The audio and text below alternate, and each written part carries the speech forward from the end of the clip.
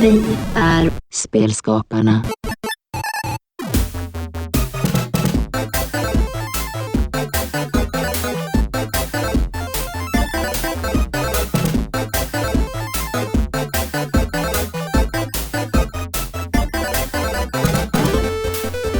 Välkommen till Spelskaparna, podcasten om personerna bakom spelen. Och gäst idag är Tadej Gregorcic som har varit med länge i spelindustrin. Han är uppvuxen i Slovenien och kom därifrån i kontakt med den svenska demoscenen. Han har drivit egen spelstudio som har gjort uppdrag tillsammans med till exempel Supercell. Idag är han CTO på Coherence som gör ett plugin som är väldigt ambitiöst till Unity som löser hela multiplayer-delen så att mindre studios kan få online-del i sina spel.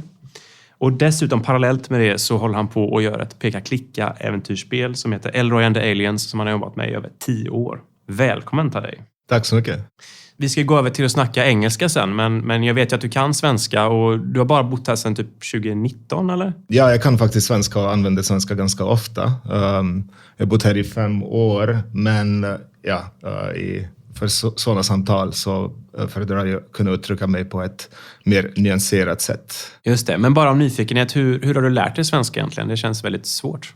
Ja, precis. Men jag läste svenska lite innan jag flyttade hit. Jag älskar att lära mig språk generellt. Och jag kan flera, men när jag kom hit så märkte jag att det inte är så lätt att kunna typ följa konversationer på fester och sånt.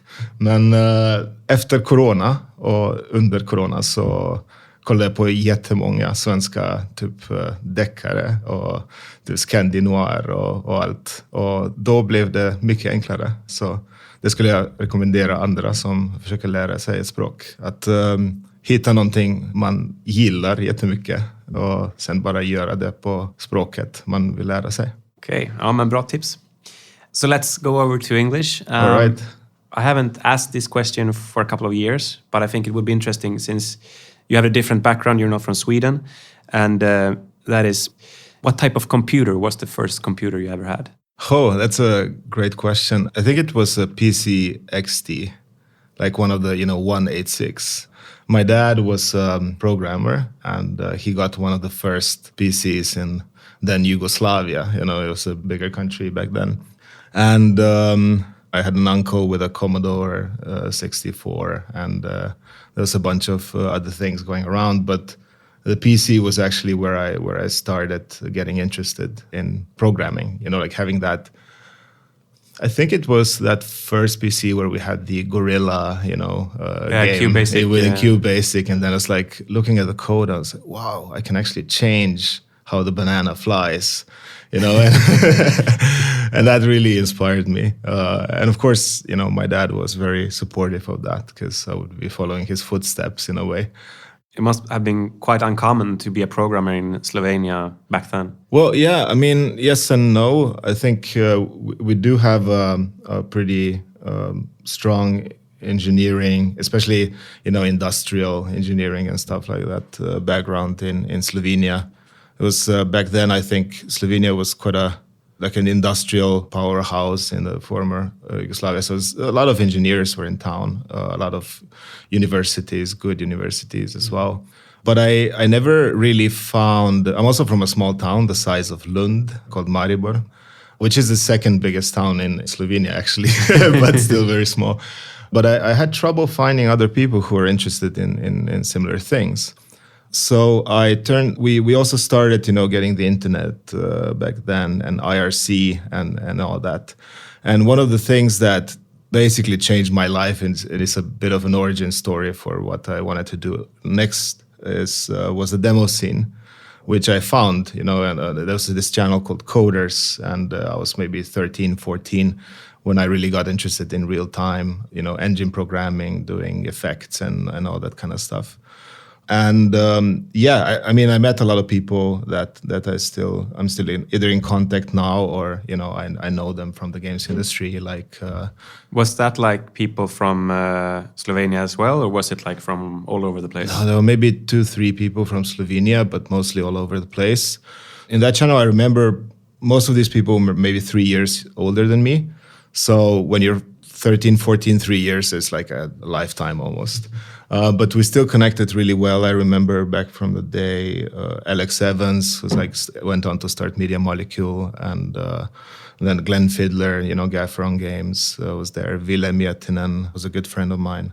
A bunch of really, really cool people. But I also through it, funnily enough, I met a bunch of people I liked and I wanted to work with from Sweden, specifically from Gothenburg and Borås. Okay. So we had a couple of demo groups together, and entered a few demo parties with our demos, and that's pretty cool. I had a look a few months ago at you need an DOS emulator these days to be able to run them.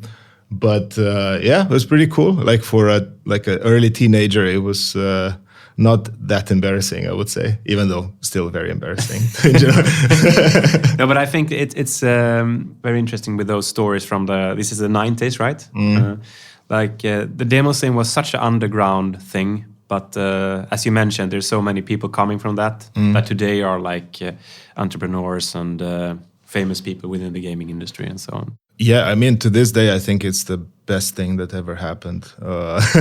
I remember I spent a whole New Year's on Coders, just, working on demos and chatting about unrelated things with demo scene friends. I felt like that was my friend circle, to be honest, back in the day. And I know that the upload and download speeds were probably horrific compared to now, but we worked remotely just fine. Now after COVID, a lot of people discovered that this is possible, but we were doing it and not even thinking twice about it. Could you even call each other, or was it like only text? Only text, yeah, you're right. There would probably be the speeds were not high enough. You would have to use a phone to call people in Sweden. Old school. And that's expensive as well, to call someone. Yeah, it used to be very expensive, you're right. But instead we would chat and then send each other pictures that took 5 minutes to download. And then when I made a build of a demo, it was for sure an hour's upload to a friend. It was all peer-to-peer, right? Or maybe not. Maybe it was going through an IRC server. I'm not really sure. Did you ever go to Sweden to meet up with your... Actually, I never made it while we were working on this, but a couple of friends that I worked with, I made later. My first visit to Sweden was with there was this thing called Board of European Students of Technology. It was part of my university. And then early at university, we did like some kind of exchange with Lund's Tekniska Högskola. So they came to us, we came to them. So this is where I saw Ale Stenar for the first time. And fell in love. Fell in love. We went to visit the Absolut Vodka factory. The most important parts. Exactly. And with that background, you have done a lot of things within tech and gaming. But you ended up starting your own company back in Slovenia that was a contractor and made games for other people. Is that right? Yeah, I mean, I kind of ended up having a lot of these companies. Like, I think the first company I helped start was when I was 18. And then I worked full-time while doing university. I was just too bored otherwise. But then later, we also sold a voice streaming startup to a telco in the end. It was not a huge thing, but it was a first kind of successful thing in that way. But yeah, in 2019, with my friend Jernej Kociancic, whom I actually, funnily enough, I met him while writing texts for his band. He's a musician as well. And then we both had a big love for games. He has more of a business sense, and I had this technical, all this bottled up stuff I wanted to get out. So yeah, we started a company called Motivity and ran it for quite a lot of years. And through it, ended up doing a lot of cool collaborations, including with the Swedish design or digital agency North Kingdom. And yeah, we did a lot of work together. I think so Motivity still works with them quite successfully on a lot of projects. But yeah, the idea was always to make games. To make your own games. Yeah. But to be honest, now I'm seeing a lot of how things can be different in Sweden now. But back then in Slovenia, I didn't know about any sources of financing, how to reach publishers. I feel like also the ecosystem there, which I later also discovered trying to run a games conference there as well, the ecosystem is not nearly as developed as here. So finding people who know things, finding good artists who have experience with game pipelines and stuff like that is really hard. But yeah, until then, I had basically worked on my own game engines and stuff like that. But it was also the time when Unity came out. And I was quite an early adopter, I think in 2007 or something, I started working with Unity. And then we did quite a lot of projects involving Unity or other. I still kept doing my own thing, even using Flash before that for like isometric engines and stuff like that. For how many years did you work with this company? Like 10 years or something? Yeah. So you did a lot of projects, but let's pick one of them to talk about. You mentioned for me earlier that you did something with Times Square. What was that? Yeah, one of the first projects, there was a collaboration also with North Kingdom. And we had this client, LG USA actually, that has this crazy idea to put up the biggest screen in Times Square. They of course are known for their screen technology, so the screen had to be great. It had to show really great content, and then make it a good news billboard. So even back in 2009, I think that was, and 2010, people were getting fed up with only bad news all the time. So we built this giant bear-looking creature. With all the shaders, we had the best PCs running this, and graphics cards. And we made it interactive so people who could communicate with it. People could send, SMS messages to a number, and then there would be a team in California moderating, and then it would appear in real time in Times Square and stuff like that. And loads of different integrations. It was really cool, but working with them was pretty... working with the client themselves, because their screen was not completely done, so we were like popping in and out. It was very difficult to get time. I spent so much time in something we called the meat locker, which is the little room behind the screen that nobody ever sees. In New York? Yeah, in New York. And the client didn't have any office space to give us, so we lived in a hotel, and we used the bathtub to put the server in during development. That was pretty insane. But it turned out really great, and it was a great project. They had I think the mayor would open it, and then there would be somebody dressed like the bear thing in Gil, it was called, and go behind the building and then appear on screen. So that was pretty cool, yeah.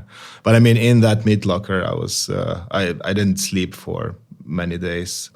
The days prior to launch, but also, there were live wires hanging from the ceiling. It was actually pretty dangerous. And I'm sure any code, a lot of codes were violated during that time, but yeah, maybe that's not for me to say right now. Was there any way of testing it out without showing the stuff up on for everyone in Times Square? We had some, time where we could do it. I mean, I had live VNC access to the screen and everything. So it was very easy to make a huge mistake also. But yeah, we had the ability to test it out. But that kind of testing was mostly for, colors and the design side of things.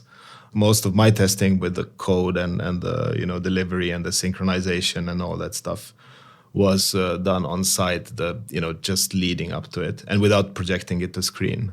But we had two PCs just in case to back up each other. We had a switching system. We had a control system to figure out if something went wrong to switch over the screen and everything. So it was a pretty complex system for a few months of being online. So that's how this ad business works. You work for crazy for a few months with something that gets feature creep every minute. Then you end up killing yourself getting it done, and then it's online for a couple of months, and then it gets taken down. That's pretty crazy, yeah. Yeah, but I suppose it would probably be expensive if you if something goes wrong, so the screen goes down, then there's that ad space is lost for a time. And it's millions of dollars that they pay for being able to show things there. Like that ad space, I think every day, if my memory serves me well, maybe 1 million people see those ads physically, And it so it's must extremely be expensive. The most when it comes to like physical ads. Yeah. One of those that the most people see. Absolutely. Well, I mean, we had New Year's also, and that was part of it. So that's a crazy time. I was in Slovenia during New Year's already, but I was on VNC and following that everything was going well, on New Year's Eve, or at least on New York New Year's Eve. And you could. Like using VNC, you could make a change if something screwed up or so. Yeah, we had a way. We had a backend to some of the stuff. We could remotely make sure. We also had keyboard shortcuts to be able to send to restart and stuff like that. And if you killed the app, it would just automatically get restarted by the systems that we built around it. Got it. Yeah. So that was also, using Unity before HDRP was a thing, but a lot of, like hair shaders and stuff like that. So it's pretty heavy. So this was also a Unity project. Yeah. Cool. And now you're working on a company called Coherence. Yeah. And you're also working on an adventure game. And this adventure game that you are about to release like this year or something? Yes. Yeah. You started off this game while at this company, right? Elroy and the Aliens came about when we'd been looking at we'd done a few games before that, but we wanted to do something that's really close to our hearts. So I grew up with Day of the Tentacle and Indiana Jones 4 and all these games. So I really wanted to make a point-and-click adventure game, and from the start, all of us knew this is not the best genre to be making money, but it was a way. It's a labor of love to get, to express ourselves creatively, artistically, and we've been at it for 10 years now. It's crazy. But back then, Jarna and I, we met Urban Breznik, who's this fantastic artist who has a very similar love for the same genre, same stuff.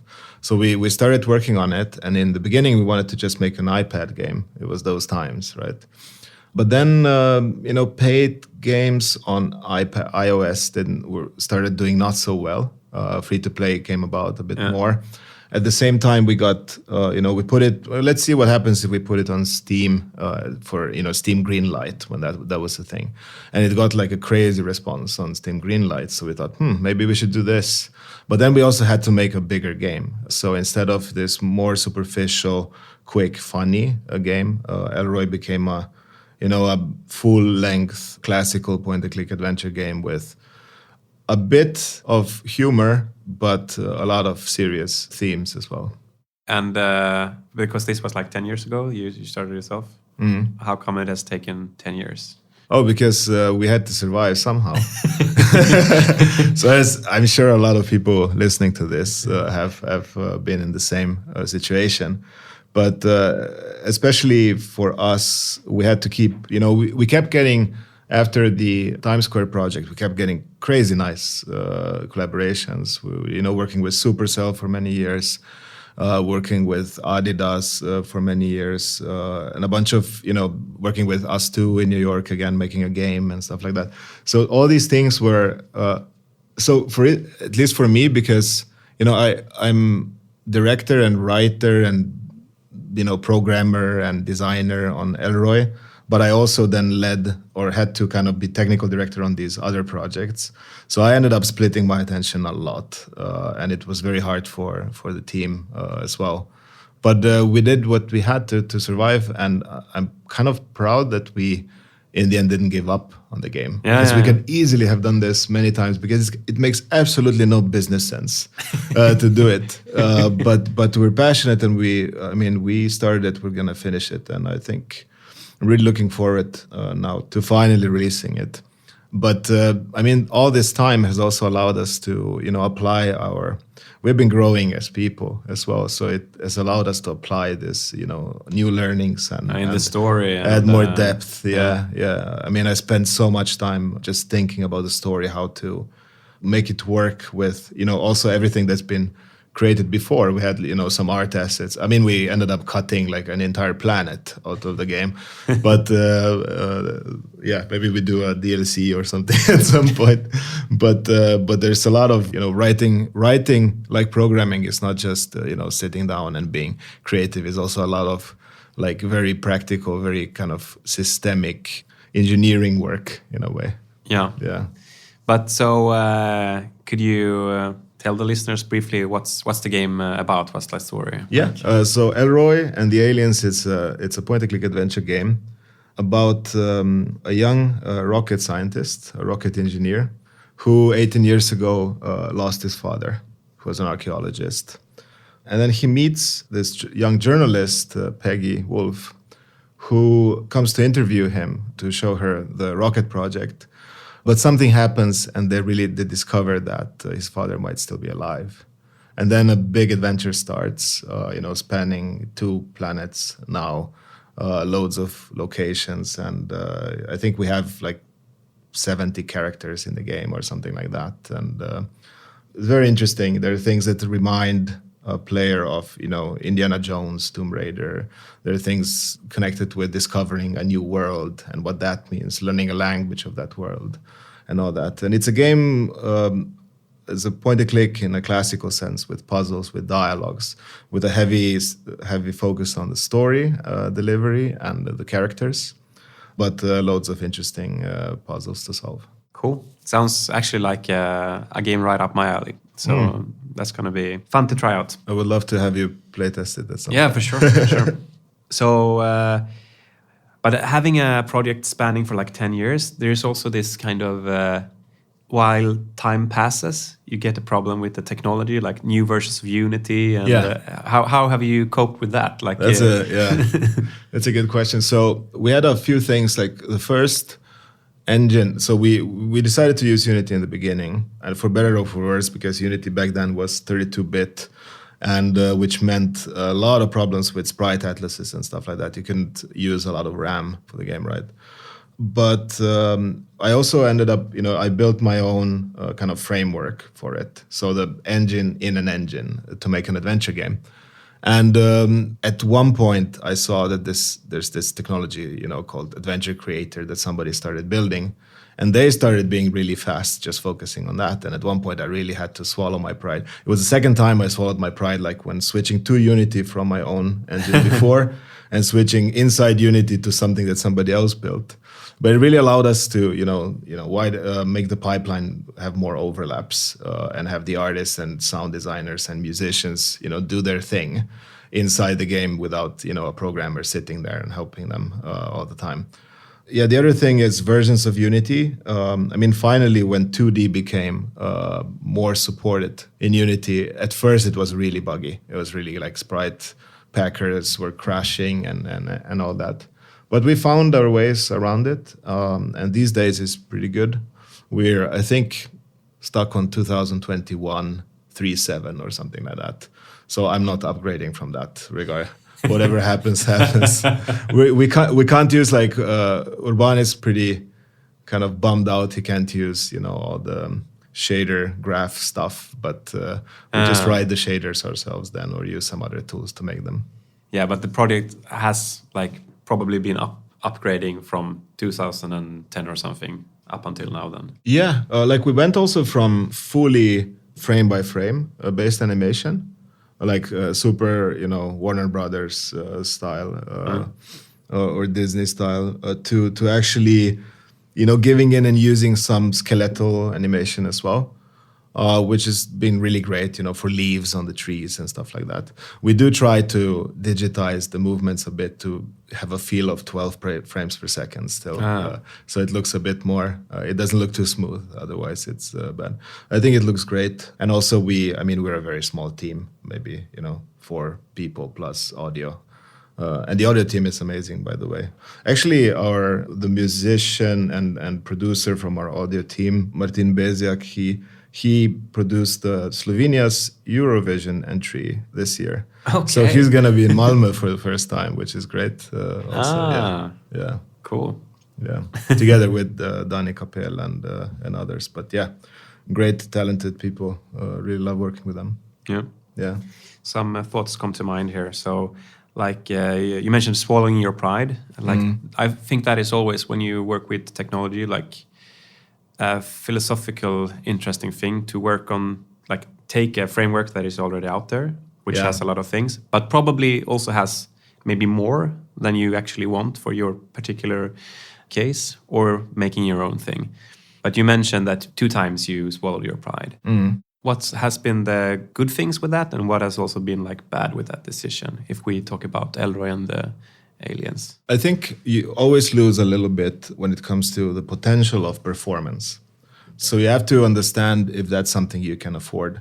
But I think there are no absolutes in game development. It's very, I think that's a healthy mindset, to be pragmatic to a sense, but also understand what your game is. So if your game is going to be consider it like as a technical marvel, or that's, if you're making Teardown, for instance, then you're probably going to do everything yourself, and for a very good reason. But if the aim is to just allow everybody to really express themselves creatively and to also not spend 5 times as much time on it, then I think it's very good to look at what's out there. Because the most important thing is not to stop creativity. I think not to make it too much of a 80s or 90s process where everybody's waiting for each other, in a waterfall way with 20 layers. Yeah, so that was the best thing with this, was it enabled other people on the team to immediately get to working, because the pipelines were already set up. And and I mean, now I find myself on the other side of this with Coherence. Basically, we're building a technology that is enabling other people to be faster and to do it. And some people still think they need to build their own. And it's part of our job to show them the benefits of sometimes not doing that. But it is, as you say, there are no absolutes in game development. So that's very true. But also one thing I want to mention regarding building your own thing or taking something that already exists. I find it, as a programmer, I'm speaking now, it is, motivation can be a thing. It's more fun to build your own thing. Even that might be like a bad reason for choosing like doing it yourself. But if there is, it's more fun to like solve all the problems involved in making a adventure game engine than like having to learn how someone else has built up a structure. Do you agree? Yeah, I mean, yes and no. I think it's a big question of motivation and how you motivate yourself.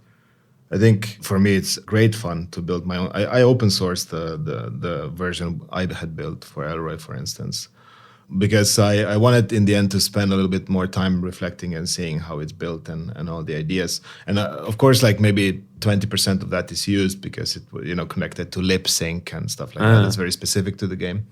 Or character gestures and stuff like that. But I think if you can motivate yourself with the end result a little bit more, with the product itself, more than the tech, then it's easier to actually see the tools that you're kind of using by other people as a good starting point. There is always the wish to fix things, and you see their code, and it's in Unity, in packages, you always see their code, right? And sometimes I'm like, oh my God, what are we using? Like why is this done in this like completely unoptimized way? But it's fine. Like, I mean, one positive thing of waiting 10 years with a game release is also hardware catches up. So, which doesn't mean we're not, we still have a big optimization phase ahead of us with the game. So we're definitely doing that. And also, porting to Switch and stuff like that requires it. One of the things also that you see, like, was it John Lasseter that says like the tech enables creativity and art, tech enables art and art inspires tech. I think it's something like that. But I feel like sometimes you can also get ideas from what's available in a certain, engine or environment. So it's not always bad. It's not always swallowing your pride or concession. Some of these things are built really well, and some of the ideas are great, and some of these ideas are pulling from a wider experience that you might have, with a certain game genre or something. So I would also keep an open mind in general when it comes to third-party plugins and stuff like that. Got it. When we have talked a lot about like the technical side of Elroy and the Aliens, but of course, like it's a classic point-and-click game. Like the heart is the story and the emotions of that.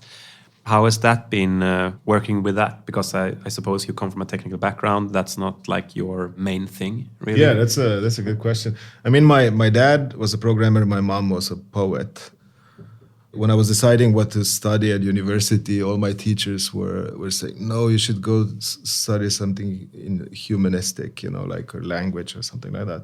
So I had a lot of that tendency from before. I really loved writing. I wrote a lot of poetry as well, and stories and song lyrics and stuff like that. I was very highly motivated with it. I also read quite a lot.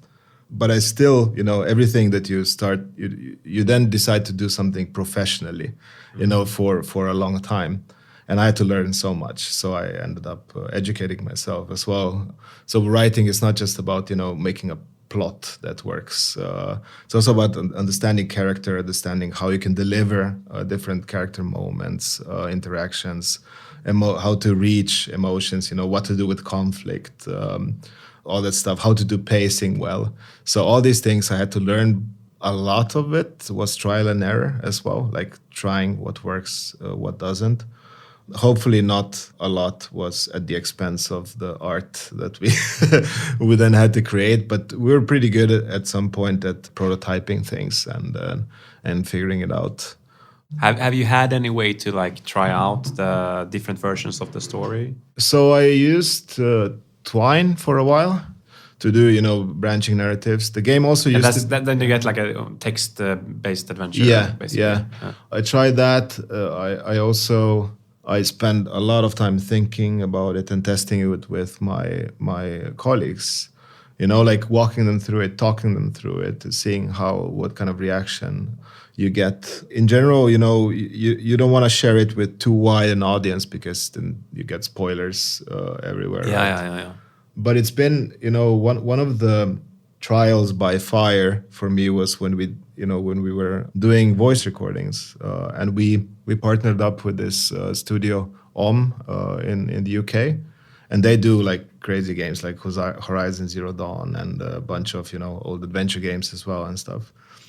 A super talented team, a great team led by Mark Esdale. But then giving my script to them, and they're also British, right? So giving them the script and seeing the reactions and seeing how actors respond and stuff like that, I was very nervous, to be honest. But in the end, they seemed to like it. And we did 2 more sessions with them. There's a lot of recorded audio in this game and a lot of actors. But actually seeing actors bring this to life was just amazing. Did they stick to the script like word by word, or did they? Yeah, mostly. But we would have, we're doing all the recordings together. So I would be there Mark would be there as the audio director or like director in general, voice director. I would be there as the, from the story side, directing also and helping out. And then sometimes an actor would have a unique perspective or unique voice or unique idea.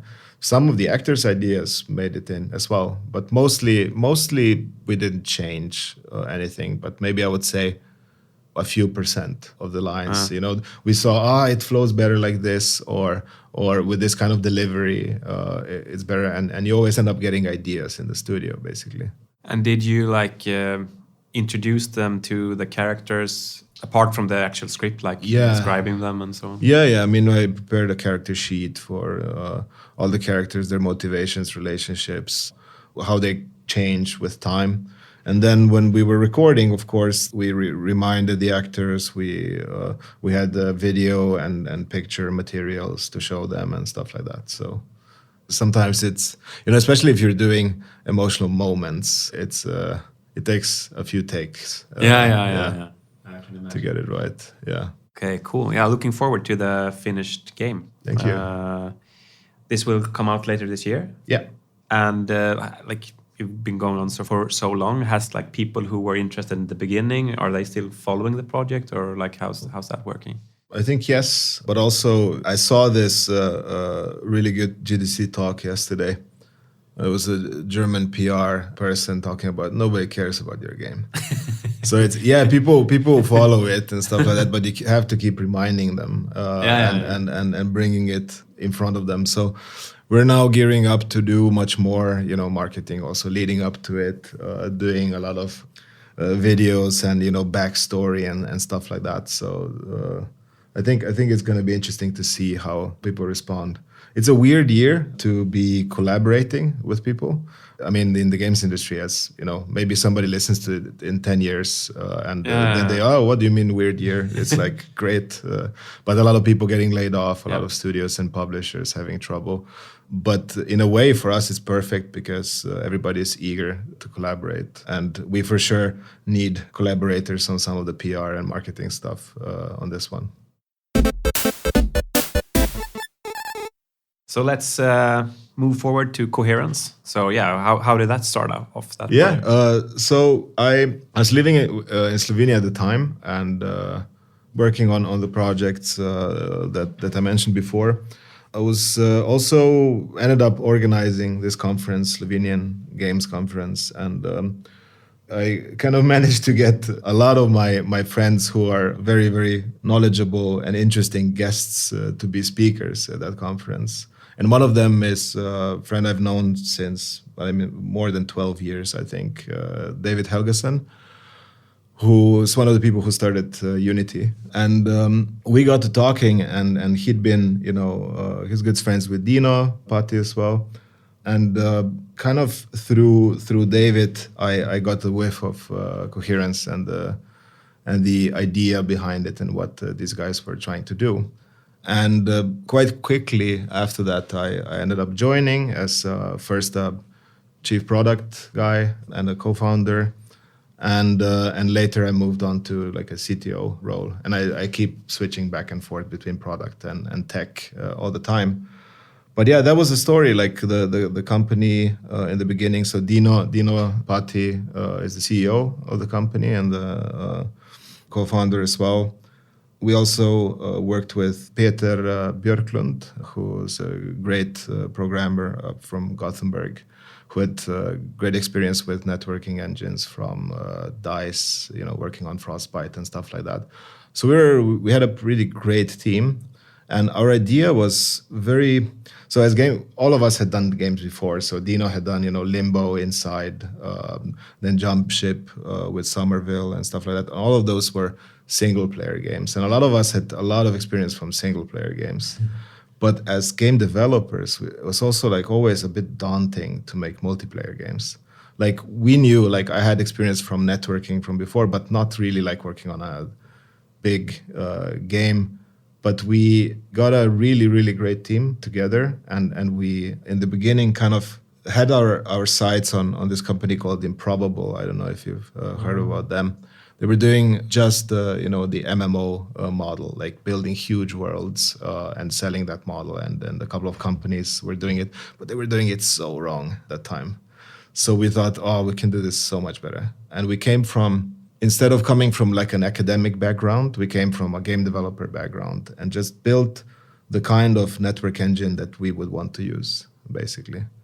So yeah, you said Unity before, but our aim is to support Unity, Unreal, any custom engine. Got it. Yeah. And that's something that we're gonna reach this year. But like we went from focusing on the big world solutions and everything that comes with that to actually expanding and finding a way of making multiplayer game development easy as it can be, but at the same time give people many more options. So have one engine that can support different game architectures, different game genres, and so forth. And so far it's been going great. Like we signed quite a lot of like known game developers working with it.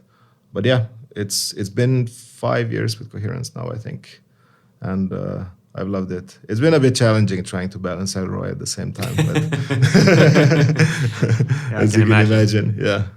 But so like from that, our game developer Unity, game developer, let's pick Unity as an example here, Yeah. that is using coherence, and let's say I have a FPS game similar to Counter-Strike, what would your engine solve for me? So all the netcode. So everything connected with synchronizing data, we give you options of how do you want to synchronize them. Do you want server side, client side? Do you want a mix? We have something called floating authority where you can just pass authority around on any entity instantly, which is pretty cool for thinking broader.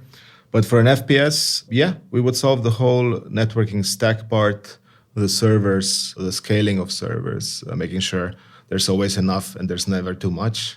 And all that kind of stuff. And then we have a lot of tools to do very specific things. So if you want to do like a Quake style networking or an Unreal style networking with, synchronizing the entire world or part of the world and stuff like that. Mm-hmm. So we have a lot of experience and knowledge in this on the team. And part of what we also do is sometimes with bigger projects, we also consult a bit and we help out to get to the end result faster. I can give you an example. We did the previous year. We collaborated with Global Game Jam, and who does a real-time multiplayer game during a game jam? It's insane, right?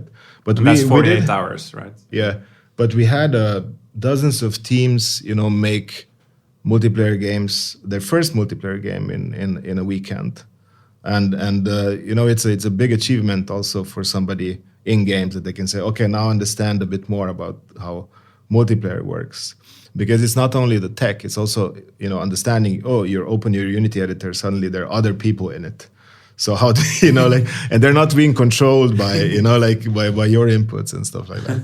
so there's a lot of very interesting things there. But then I actually this year I decided to, instead of helping organize, because last year I was in London helping out at the Goldsmiths University at the local Global Game Jam side. But this year, a bunch of us, Victor Ågren, Per von Anders Flodin, and we just sat down and we made our own game. And this is, so we are recording now at DevHub in Malmö, and these are other people from other companies also in this building. Yeah, exactly. So we just decided to go crazy and work, not sleep for the weekend, and maybe the following weeks a little bit too, if I'm honest. And we made this kind of cool little company style, scary, procedurally generated multiplayer game with voice and everything. So it's pretty cool to see that. I mean, I really like eating my own dog food, right? and this was the best example, like doing it. But being able to make something like this in a weekend is really something that inspires me to keep improving, our system and getting more people to use it, because it's hard to explain if you've never done a multiplayer game before. It's sometimes hard to explain what it is, that you're getting. But what you're getting is it's a huge time saving and resource saving, because networking is complicated and it usually requires somebody who has done it before, and there are really not that many people out there. So what's can you talk about some of the most challenging things that you have solved with this engine? Like problems that are common in networking. So a lot of the actual science and the engineering of how packets get compressed and delta compressed and how do you work with the clock and frames and stuff like that. All of that is solved with it. But on top of that, there's a lot of things like client-side prediction. There's a lot of stuff, are you using a deterministic engine? Are you not using a deterministic engine? And then handling all of that, eventual consistency versus client inputs with client-side prediction with rollback, stuff like that. So, okay, so let's pause a little bit. So client-side prediction with rollback, what is that? So that's actually, there's a way of synchronizing what happens, which relies on all the clients kind of simulating the same thing. So this could be, let's say, the Counter-Strike shoot 'em up or FPS. Yeah, I wouldn't do that for an FPS necessarily, but yeah, let's say. So if I have a character in the game, right, and I press forward and my character moves forward, and you want to see that, right? So there's two main ways of doing that. One is if I press forward, I move the character on the client.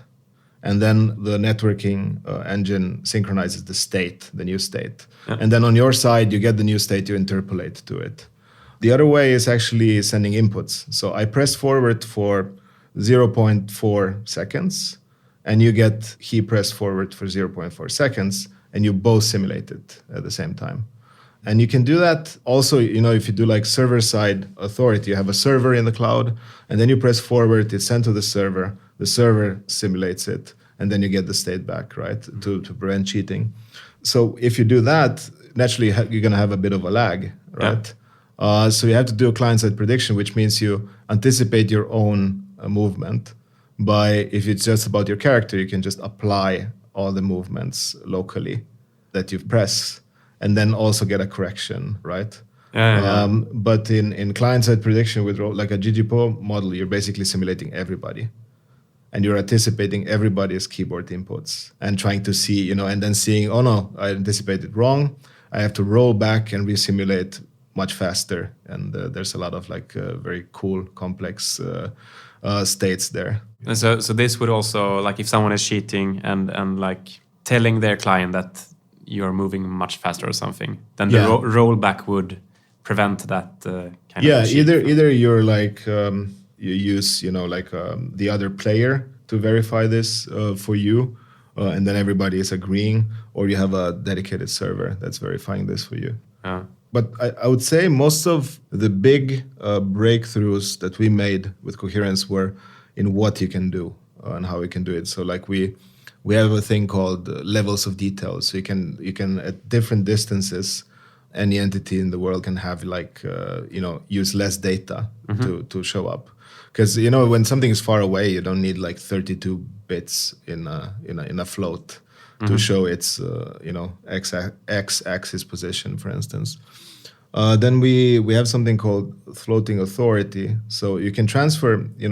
I can be simulating 500 enemies on my screen, but then somebody else joins, and I can transfer 250 of them to the other person, and then they keep simulating them, and that just happens instantaneously. And this allows people to really be flexible with how they design their game. It's much closer to making a single-player game when you have tools like this. So it's easier to wrap your head around it as well. No. Oh, you see a box in the world, I want to interact with it. You can take authority of it and interact with it directly if your game is fine with that level of client-side work. So what's the benefit from doing that?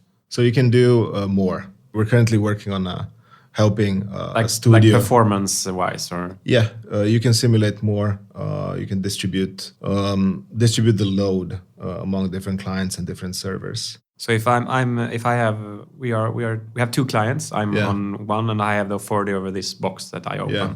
Then my computer will sync that with the other client. Yeah, that change.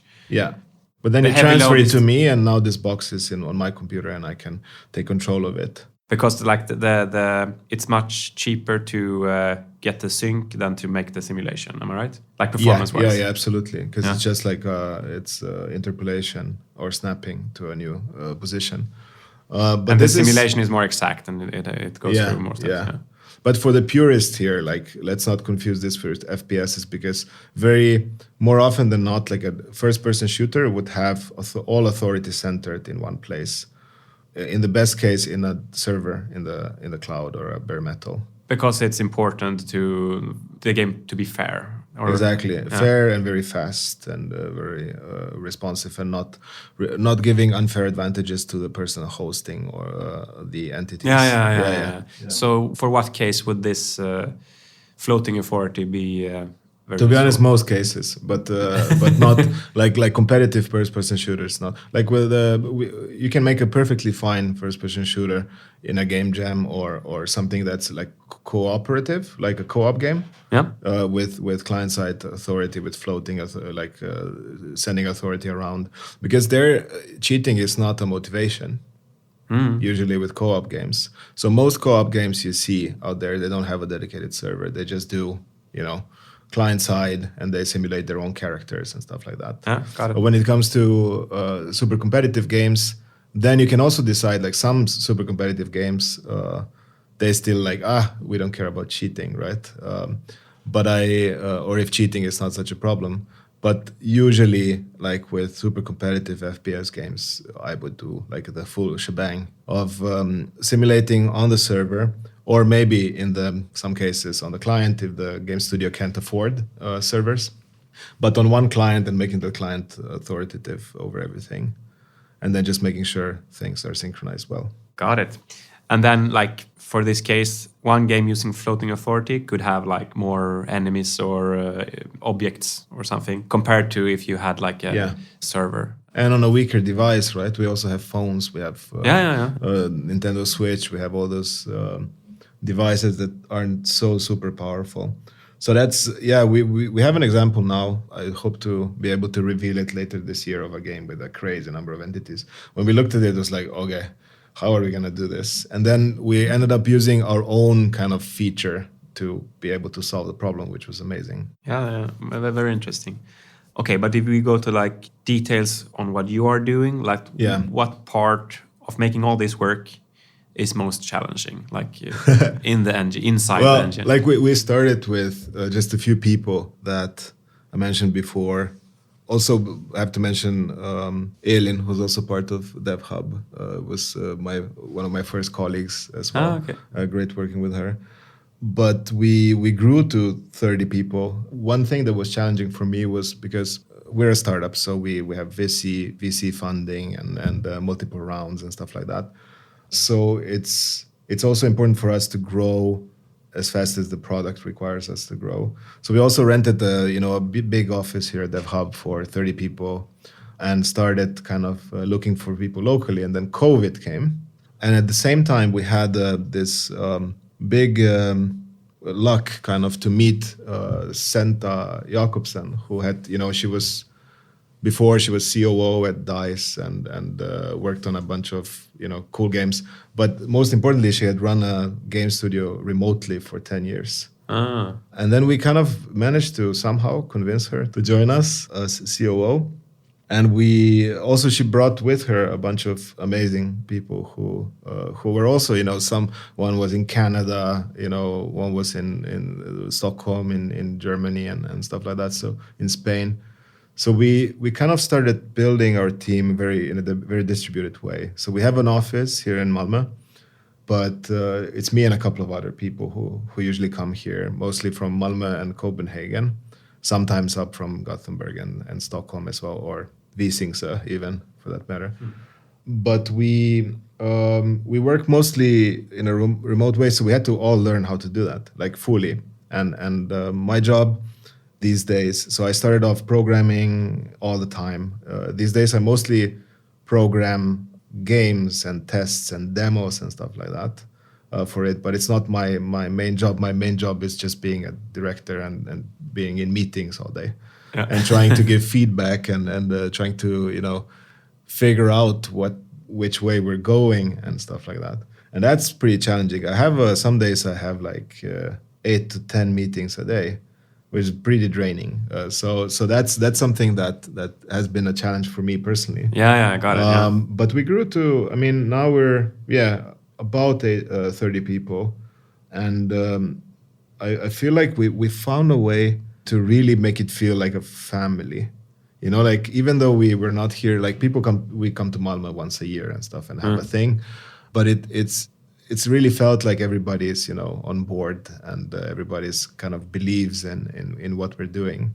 So this has been great. But we're also like doing so much for such a small team. So we're building an engine, we're building SDKs, we're building an online whole, scaling infrastructure, dashboards, like all that kind of stuff. So it's a lot of things to keep in mind. But it's my belief that if we really want to help game developers take this to the next level, because I really think that if success for me with Coherence is seeing things that would not be possible before and seeing more people make multiplayer games and do it. And I think we're kind of starting to see it, and it's amazing. But in order to give this opportunity to game developers, we need to build all this stuff around the engine as well, to make it very easy and easy to test and easy to iterate and to have a WebGL build online and to send a link on Twitter, or X or whatever. Those things are pretty cool, and we're perfectionists, and we try to not be always too pragmatic, even though I was advocating for that earlier. I mean, it's. I think it's a interesting shift. Last 10 years, maybe more. I don't know. Like starting with maybe Unity and Unreal. Like all the tools are getting more accessible, which means that people who are like before you would consider them artists can become like game developers and making everything. Yeah. And I mean, this coherence and what you are doing is like in this vein that you could also unlock like multiplayer for these kind of people. Yeah, one client one customer of Coherence that we talked to, I really loved hearing that because that was the aim from the start. But we worked with Bossa Games, like they made a bunch of cool stuff and are now making this exciting game called Lost Skies. And they said that they worked with like networking and multiplayer before and stuff. But the big change is that now artists and designers are interacting with the multiplayer pipeline, which was not the case before. And that's what I also, when I mentioned adventure game engines and stuff like, like it's not a gate kept by a programmer anymore, which I think it's the biggest kind of compliment in a way. And I really want to keep improving that and just, why couldn't an artist make their own multiplayer game, at least prototype, on their own without any help? Now they can, because you don't need a single line of code with Coherence to do a multiplayer thing if you don't want to. So yeah, that's the dream. I wanted to ask you one thing about this because I have a similar background that I'm like a programmer from the beginning and then went into positions where my entire work has been just being into meetings. And now I'm actually back to doing a lot of programming again. And one thing I feel when I compare like those two different workflows is that when you have meetings all day, you don't get that kind of satisfactory feeling of like solving one problem. What do you think about that? Yes, it's true. I think scheduling things in a smart way is very important. Trying to keep at least the context the same across several meetings would be nice, But part of why we get so frustrated with this, I think, is because we're creators and we don't feel like we're doing anything in this, like we're creating so much in this. Yeah, I mean, it's you are like implicitly, of course, creating but stuff. Accepting that, I think it's I find it as a challenge because I think it's a part of growth. I have many meetings where I feel extremely energized and inspired in the end because we had a breakthrough, right? With some idea or some thinking and stuff like that, or we got something done, or we made something, put something in motion. But yeah, it's always a challenge balancing between actually making things. This is why I sometimes decide to spend, just doing a game jam project, because it makes me feel like this singular focus that I don't often feel these days. Yeah. But it also helps me find a lot of bugs potentially and stuff like that, which is great. Because you're using eating your own dog food, as you said. Yeah, exactly. Got it. Yeah. Both Elroy and the Aliens and Coherence are two very ambitious projects. How do you cope with doing both at the same time? Well, Coherence is my job, right? That's what I've been doing for 5 years. I have been kind of forced to do Elroy in bursts and on weekends and on evenings and stuff like that. Of course, it's not easy, but if I think back to when I was, in elementary school, I remember I was signed up for too many things already then. So I think it's just my personality. I just want to do so many things. I feel like. Are you sleeping enough? I try to, not last night, but I try to. But it's I think the one thing that gives me the most satisfaction in life is creating something. And I also kind of I like learning all the time. So this is why I just get into new things as well. Like we needed 2 songs for Elroy, and then I'll write the songs, like, and then we worked with Martin to get this done kind of together. It is hard, but it's also very, very satisfying. And finally, Elroy is gonna come out this year, and with Coherence, we've reached some great milestones. So I think we're doing pretty well.